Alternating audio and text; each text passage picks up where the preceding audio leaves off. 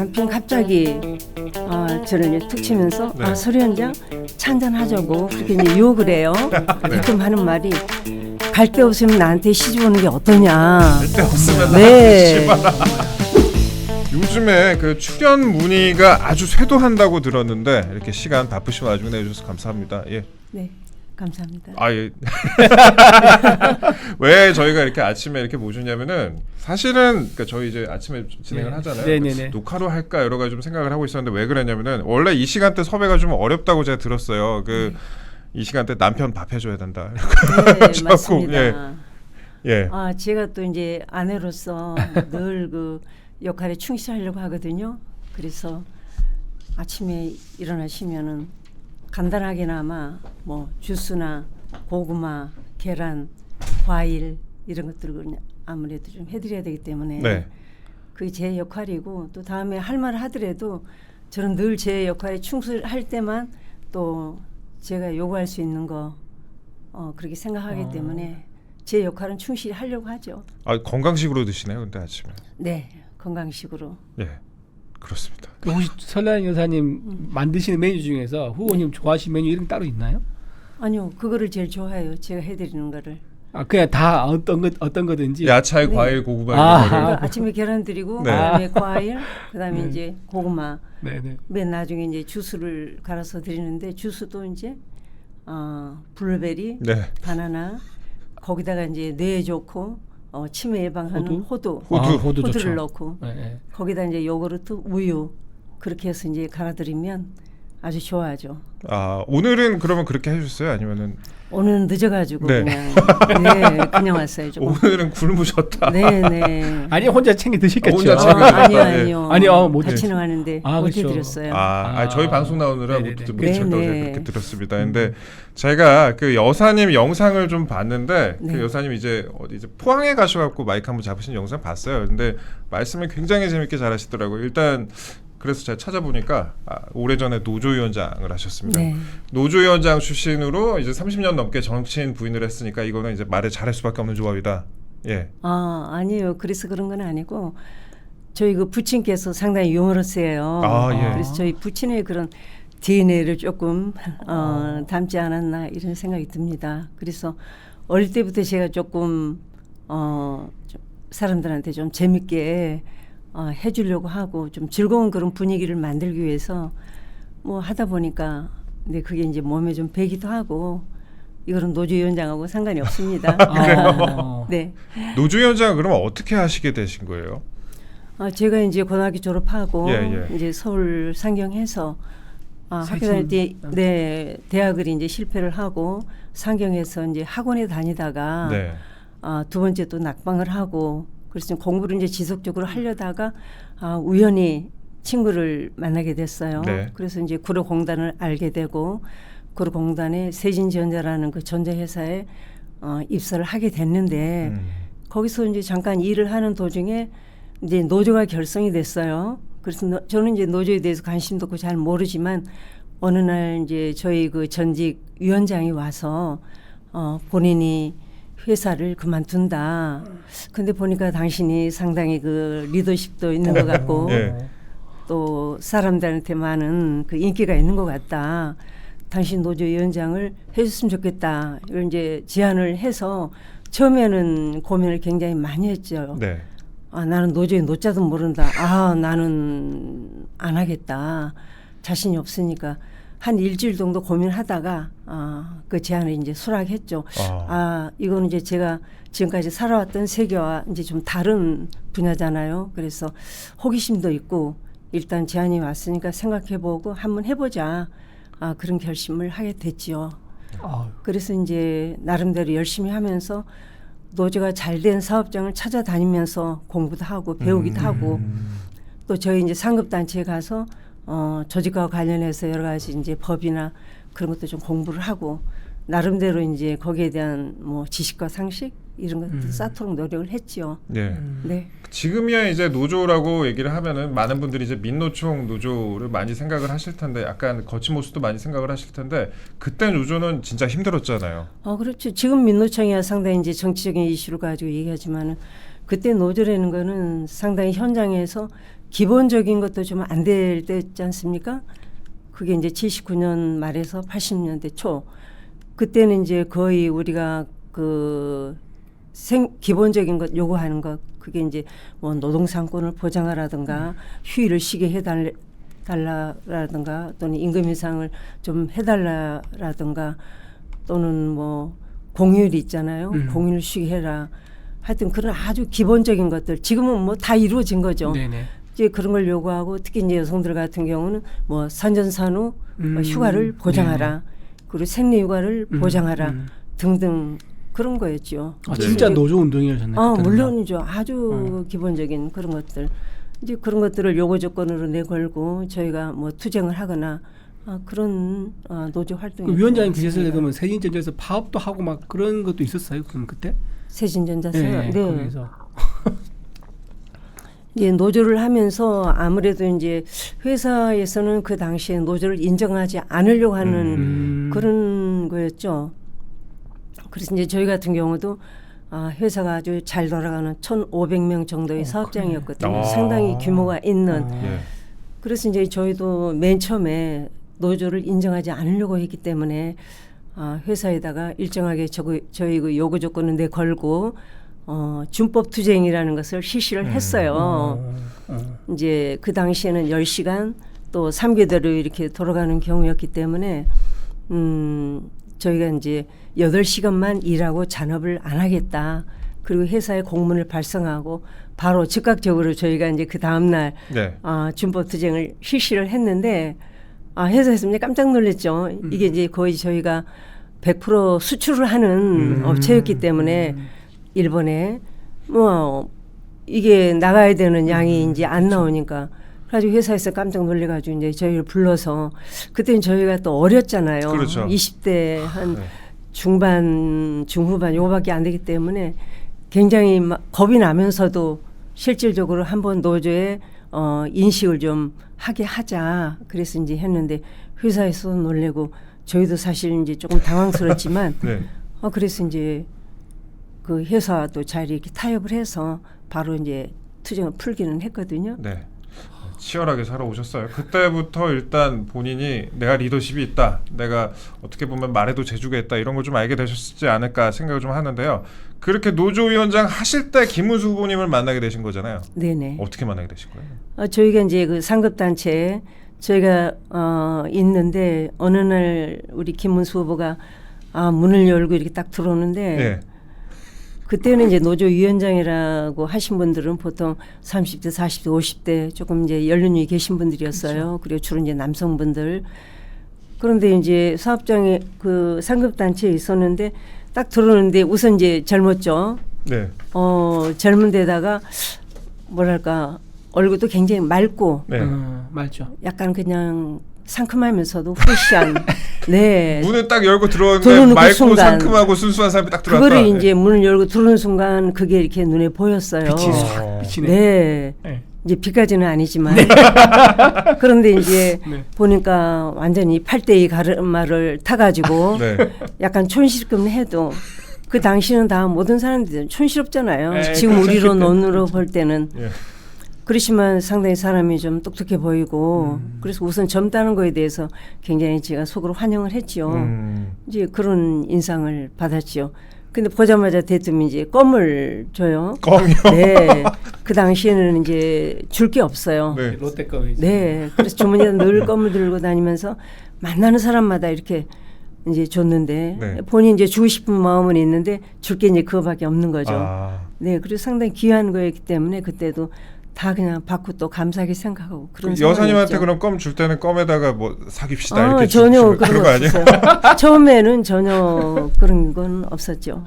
그러면 어떻게 또 결혼까지 쭉 연결이 된 거예요? 저희가 이제 같이 젊기 때문에 저희 김문수 씨는 그 상급단체 청년부장 그리고 자기 그 도로코 노제 위원장 저는 이제 세진전자 위원장에다가 이제 또 저도 역시 20대니까 제일 젊으니까 여성부장 그렇게 해서 이제 한국 도로코 노조와 저희 노조가 같이 이제 간부들끼리 단합대회도 같이 가고 또 노동법이나 이제 근로기준법 그런 거에 대해서 같이 또 우리 김무수 씨는 공부도 가르쳐주고 네. 같이 공부를 했었죠. 아. 그러다가 어느 날 저희 김무수 씨가 저한테 이제 청혼을 하게 되는데 오. 저는 이제 그 전까지는 전혀 이성적으로는 생각을 안 했어요.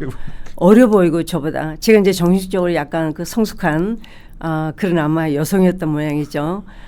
그래서 저보다 좀 어리게 생각했어요. 그래서 네. 뭐 착한 동생, 참 순수한 동생 그렇게만 이제 생각을 했는데 어느 날 이제 저희 상급 단체에서 회의가 끝나고 각자 이제 사업장으로 돌아가는데 저는 그냥 이제 버스를 기다렸는데 남편이 갑자기 저를 이제 툭 치면서 네. 서리 원장 차 한잔 하자고 그렇게 이제 유혹을 해요. 그때 다방이죠. 예. 다방에 가서 예. 차 한잔 하자고. 그래서 이제 가까운 다방에 갔는데 이렇게 네. 대뜸 하는 말이 갈 데 없으면 나한테 시집 오는 게 어떠냐. 갈 데 없으면 엄마야. 나한테 네. 씨발아. 엄마야. 근데 이제 그 당시만 하더라도 저는 이제 노조운동에 맛을 들여서 굉장히 이제 저 나름대로 이제 신념을 가졌어요. 이거는 굉장히 중요한 일이다.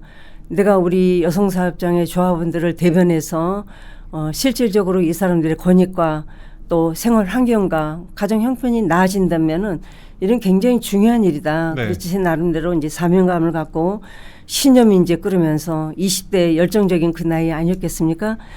그래서 이제 난 이걸 평생 내 일로 해야 되겠다. 이제 결혼도 포기하고 그런 생각을 하고 있는 과정이었는데 이제 결혼을 제안을 한 거죠. 네. 근데 뭐 어떻게 그냥 요즘 젊은 사람들처럼 뭐 이렇게 제대로 해도 제가 받아들일까 말까 하는 그런 입장이었는데 대뜸 갈 데 없으면 나한테 오라니 이게 무슨 말이야. 정말 기분 나빠져. 처음에는 네. 나를 우습게 보는 건가? 그래서 가볍게 생각하고 네. 아이고 죄송합니다. 그럼 그때 그러면 사귀는 단계 없이 바로 결혼 얘기가 오고 간 거예요? 네네. 네. 오. 그때부터 상남자였네. 약간 김은수 후보님은 좀 노받고 상남자 비슷하게 네네. 그래서 그냥 결혼 그냥 갈 데 없으면 네네. 나한테 와. 직설적이죠. 네. 그러니까 성격이 아마 그렇지. 경상도 사람들이어서 그런 것만 아니겠죠. 네. 직설적으로 그게 저한테 표현을 해서 속은 부글부글하지만 이제 겉으로는 점잖게 얘기했죠. 나는 노조에 맛을 들여서 나는 평생 이거를 해야 되는 일이기 때문에 나는 결혼을 접었다. 이제 다른 데 가서 이제 알아보라 이런 식으로 점잖게 얘기를 했죠. 그랬더니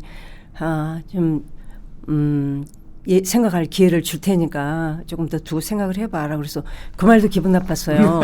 아니 생각할 기회를 주다니 생각은 내가 하고 결정은 내가 그렇죠, 하는 건데 그렇죠. 본인이 마치 뭔가 혜택을 뭔가 이렇게 부여하듯이 그렇게 얘기를 해서 그 역시 기분 나빴지만 네. 또 그것도 점잖게 그래서 이제 그 시기가 지나가고 그 이후에도 저한테 이제 두세 번 청혼을 하게 된 과정이 있었지요. 네. 네. 그렇게 하시다가 그냥 어떻게 결혼하신 거예요? 그러면 그러다가 어느 날 우리 김은수 씨가 행방불명이 됐어요. 이제 그때 당시에는 그때는 이제 연락 같은 거 어떻게 해요? 지금은 핸드폰 삐삐 같잖아요. 연락할 게 거의 공중전화밖에 없었죠. 회사에다가. 네네네. 자, 형님 행방불명부터 다시 들어볼게요. 네. 행방불명. 예. 행방불명이 돼가지고 갑자기 이제 저희 그 상급 단체도 그렇고 각 사업장마다 이제 난리가 났죠. 어떻게 이렇게 사람이 이제 갑자기 행불이 됐으니까. 근데 이제 그 이후에 알고 보니까 학교 다닐 때 과학 사회주의라는 서클이 있었어요. 그래서 이제 선후배들끼리 같이 하던 공부하는 그런 서클이었는데 한 70여 명이 동시에 한날 한시에 몽땅 그냥 남양동에 있는 대공부실로 연행이 돼가지고 40일 만에 전원이 무혐의로 다 나왔어요. 예. 근데 그 과정에서는 이제 뭐 간첩이 됐다, 이제 빨갱이가 됐다, 아이고. 온갖 소문이 다 나면서 이 사람이 그냥 완전히 매장되다시피 그렇게 하다가 40일 만에 무혐의로 나오기 때문에 이제 뭐 할 말이 없는 거죠. 그러다가 이 사람 갑자기 혜성처럼 이제 부각이 된 거예요. 네. 더더구나 이제 위장 취업이다 해가지고 이 사람이 서울대까지 나오고 정말 훌륭한 대단한 사람인데 우리 노동자들을 위해서 이렇게 노동자들을 깨우치기 위해서 현장에 근무하면서 이렇게 공부를 가르쳐주고 뭔가 도움을 주려고 했던 사람이다. 그러다 보니까 이 사람이 갑자기 이제 샛별처럼 그냥 부각이 된 거죠. 네. 그래서 이제 회사에서는 해고를 시켰어요. 그래서 이제 본인의 회사에서는 노조원들이 이 사람을 가운데 두고 그건 일주일 동안 농성을 하게 됐죠. 김문수를 복직시켜라. 임금 인상을 30% 해라. 그리고 그동안에 이제 회사에서 해결하지 못했던 각종 요구 조건을 내걸고 일주일 동안 회사를 상대로 해서 농성을 했는데 그게 이제 요구했던 게 전부 다 받아들여지면서 일하기 이제 정말 이 사람은 영웅이 된 것처럼 그렇게 이제 부각이 된 거예요. 이제 그리고 나서 그게 이제 80년 한 2, 3월 정도 됐을 거예요. 네. 그러다가 저희가 이제 상급단체에서 5.18이 이제 일어났거든요. 그렇죠. 예. 그러면서 각 산하 단위 노조에서 상당히 진보적으로 활동을 했던 노조 위원장 196명을 전부 다 해고를 했어요. 네, 예. 동시에. 예. 그래서 저도 그렇고 남편도 그렇고 이제 해고가 됐죠. 그러면서 이제 그럼 우리가 앞으로 해고된 문제와 앞으로 이 상황에 어떻게 대처해 나갈 것인지 그런 점에서 저희가 이제 자주 만나서 토론도 하고 같이 논의를 하는 과정에서 저희 남편이 이제 또 결혼하자. 저한테 조금 아니요 네. 그게 아니라 약간 그 외면을 하고 좀 의도적으로 좀 그런 게 피하는, 보였어요. 피하는 느낌. 약간 삐짐 뭐 이런 거 있잖아요. 삐지는 거. 네네. 네, 삐졌다고 합니다. 예. 여기까지. 여기까지. 시간 재밌다. 동안, 예. 네, 네, 네, 이어가시죠. 네, 그래서 이제 제가 좀 기분이 나빠가지고 또 그렇게 회의를 하거나 그러면 안 되잖아요. 그리고 이제 공과 사를 또 구분을 해야 되고 나한테 청원을 해가지고 거절 당한 건 당한 거고 우리가 굉장히 중차대한 문제를 회의를 하는데 이제 그런 식으로 저한테 태도를 취했기 때문에 이제 제가 전화를 했죠. 공과 사를 구분을 해야 되는데 어떻게 나한테 그런 태도를 취하느냐. 오해가 있으면 풀어야 된다. 그래서 제가 전화를 했어요. 나한테 한 2시간 정도만 시간을 달라고 그랬더니 총각처녀 만나는데 2시간이 문제나 뭐 200시간도 가능하다. 그러면서 갑자기 또 그냥 업돼가지고 그렇게 얘기를 하더라고요. 네. 그래서 이제 저희가 이제 만나서 이제 얘기를 했죠.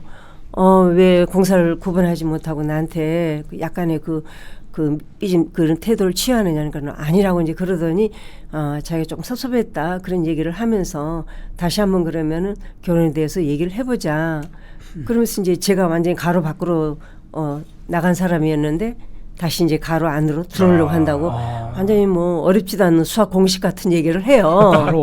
네. 이제 그러다가 갑자기 이제 5.18이 이제 터졌죠.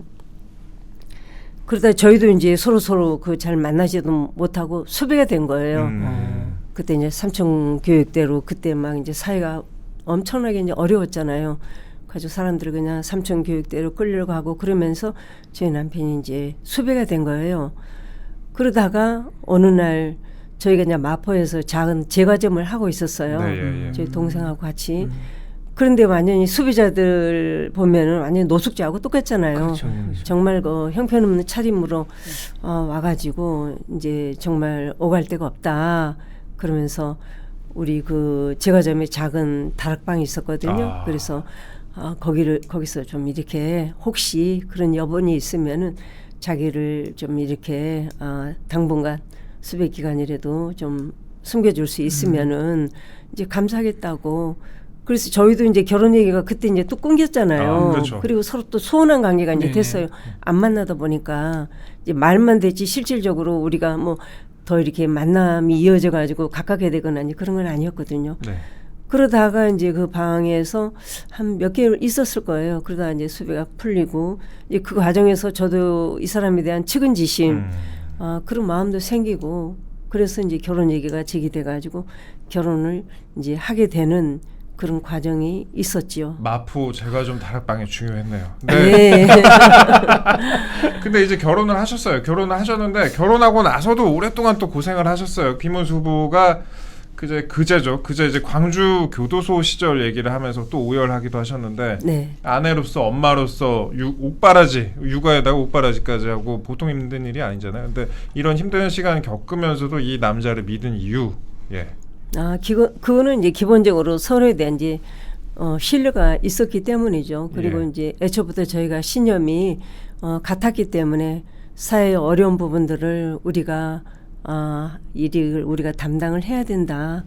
비록 이제 저는 결혼을 해서 가정을 담당하고 있지만은 남편이 또 대신해서 그 일을 제 몫까지 이제 해야 된다라는 그런 사명감을 저는 당연히 그렇게 생각을 하고 있기 때문에 남편에 대한 기본적인 신뢰와 그거는 또 이제 어차피 힘든 일이지만은 또 남편이 시대적으로 주어진 소명이라고 생각을 했어요. 예.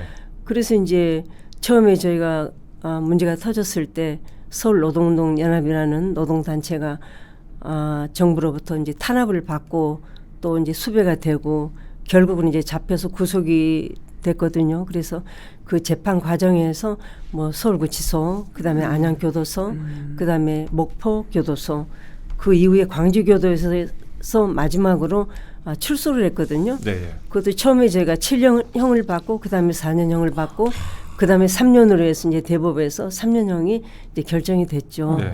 그러다가 1900형을 살면서 1988년 노태우 대통령께서 개천들 특사로 특사. 10월 3일 날 그렇죠. 출소 6개월을 남겨놓고 출소를 했어요. 이제 그때는 정말 뭐 재판 과정이라든가 저희가 이제 교도소마다 찾아다니면서 옥바르지 한 거라든가 그런 건 정말 이루 말할 수가 없죠. 근데 이제 저도 그런 것들을 뭐 힘들다, 고통스럽다 이런 것보다는 당연히 하나의 제 임무로서 받아들였어요. 그러니까 어떻게 보면은 참 그 여성으로서의 그 뭐 남편에 대한 애틋함이라든가 뭐 그런 마음보다는 이 전두환 정권의 어떤 폭압적인 정권의 그 폭력성 그리고 잔인성 이런 것들을 알려야 된다라는 우선 그러한 사명감이 앞섰기 때문에 어떻게 해서라도 이걸 이제 홍보물을 작성한다라든가 이제 그 찾아가서 뭐 옥중에서 어떻게 생활을 한다든가 또는 이제 그 재판 과정에서의 어떤 그 탄압이라든가 그런 걸 이제 면회할 때마다 다 기록을 했어요. 그때. 그래서 그것들을 이제 신문으로 만들어서 국민들한테 알리는 역할. 그리고 뭐 아이를 데리고 또 저희가 이제 서점을 했기 때문에 생계를 또 이어가면서 그리고 그 당시에 이제 저희가 여성운동을 제가 같이 겸하고 있었거든요. 그래서 제 나름대로 또 여성운동 그래서 1인 다역을 했던 그 시기였는데 우선은 그때는 그냥 뭐 정신도 없었고 복잡하고 그랬지만 그냥 우선 이거는 내가 할 일이다 해야 된다. 그런 소명감을 갖고 하지 않았나 이런 생각이 듭니다. 엄청난 시간을 보내셨나요? 참 제가 들으면서도 대단하다 싶은 생각이 드는데 사실 이제 후보님이 지금 수감 생활에다 고문까지도 당하셔갖고 한쪽 귀가 잘 이렇게 들리지 않는다. 네, 그거는 이제 어렸을 때 약간의 그 중이염이 있었던 모양이에요. 그래서 이제 치유가 됐는데 사실 고문을 엄청나게 당했거든요. 아마 저희가 그 당시에 이제 고문을 제일 당하는 게 끌려가면서 우선 이제 보자기에 그냥 전부 다 그 소위 아파트에서 집단적으로 같이 그 멤버들이 같이 들어갔거든요. 13명이 들어가면서 우선 이 사람들 전부 다 이 푸대 속으로 다 집어넣었어요. 아주 뭐 짐승처럼 온몸을 그냥 보자기에다 온몸을 보자기에다 큰 보자기에다 집어넣어가지고 무차별적으로 이제 끌려가면서 그때부터 이제 몽둥이로 이렇게 두들기면서 국군 보안대로 끌려갔어요. 그래서 이제 보안대 끌려가서 그때부터 전기 고문, 물고문, 온갖 고문을 다 하고 막 거의 사람 막 실신을 시킨 거죠. 그러면서 그 당시에 박노해 시인 박노해 아시죠? 박노해와 심상정의 그 거처를 대라. 이제 가장 핵심적인 인물이었죠. 제 남편이 거기에 이제 자기들이 얘기할 때 뭐 수괴 이렇게 이제 신문에는 했는데 그거보다는 가장 지도 이원으로서 직책이 그랬기 때문에 이제 그 사람들을 찾아내라고 계속 그렇게 고문을 당했는데 그래서 본인이 이제 이러다가는 내가 죽을 수도 있다라는 생각을 했다 그러더라고요. 그래서 마지막에 전기 고문을 할 때는 이 양쪽 배에다가 선을 넣고 이렇게 하거든요. 그래서 저쪽에서 버튼을 내리면은 그때마다 이제 전기가 통하기 때문에 마치 이제 개구리가 있을 때 우리가 버튼 누르면 막 이렇게 팔딱팔딱 뛰잖아요. 이제 그런 형식이었어요. 그래서 이제 자기가 죽겠다 싶어도 그냥 갑자기 일어나서 정말 자기도 모르게 그냥 힘이 이렇게 나가지고 의자를 그냥 벽에다 집어 던졌다 그러더라고요. 차라리 죽일 테면 나를 죽여라. 더 이상 이제 못 견디겠다. 그러니까 이 사람들이 이제 마지막에 이제 포기를 하고 그 욕실에 들어가서 전부 다 이렇게 이제 샤워를 목욕을 시키면서 그 멍든데 이런 데는 이제 안티프라민 같은 걸 발라가지고 매일 이제 마사지를 하고 예. 이제 그런 형식으로 해가지고 그 다음에 경찰서로 이감이 된 겁니다. 근데 그 과정에서 이제 고문을 너무 많이 당한 과정에서 이제 귀도 뭐 멀쩡하지 않았겠죠. 귀가 고문을 당할 때는 약한 부위로 우리가 아프면 약한 그렇죠. 부위로 이제 예. 드러나잖아요. 그때 등 같은 데도 엄청나게 많이 이제 저리고 그런 일이 있었지만은 그때 아마 약간의 이렇게 손상이 오지 않았나. 근데 그 이후로 이제 수술을 해서 네. 괜찮아졌어요.